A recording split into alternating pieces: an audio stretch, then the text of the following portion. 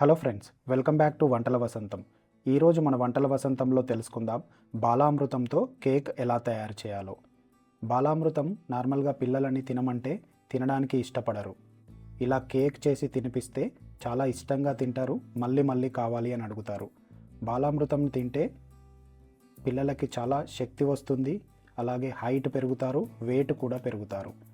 అందుకని ఇలా వీడియోలో చూపించిన విధంగా బాలామృతంతో కేక్ తయారు చేసి మీ పిల్లలకి పెట్టండి. ముందుగా స్టవ్ ఆన్ చేసుకొని దీనిపైన ఒక బౌల్ పెట్టుకొని 1 టేబుల్ స్పూన్ నెయ్యి వేసుకోవాలి. దీనిలో 1 చెంచా పల్లీలు, 4 బాదం, 4 జీడిపప్పు, 3 యాలకులు, అలాగే ఎండు ద్రాక్ష వేసుకొని కాస్త వేపుకోవాలి. ఇవి కాస్త వేగిన తర్వాత ఒక గ్రైండర్ బౌల్లోకి తీసుకొని పౌడర్ లాగా పట్టుకోవాలి.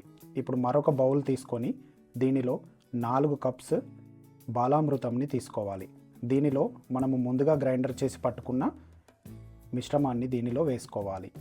అలాగే 1 కప్పు పాలను కూడా పోసుకోవాలి.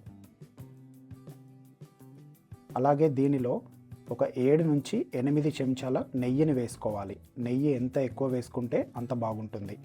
అలాగే 1 కప్ చక్కెరను కూడా వేసుకొని బాగా కలపాలి.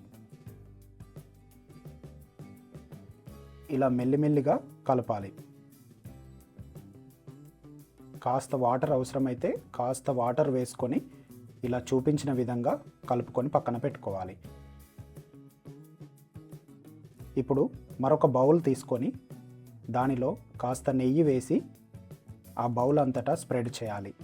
నెయ్యి కొంచెం ఎక్కువగానే వేసుకోవాలి. అప్పుడే మనకు కేక్ అనేది ఈజీగా వస్తుంది, లేదంటే అంటుకుపోతుంది. ఇలా బౌల్కి నెయ్యిని ఈవెన్గా స్ప్రెడ్ చేసిన తర్వాత మనము ప్రిపేర్ చేసుకున్న బ్యాటర్ని దీనిలో వేసుకోవాలి.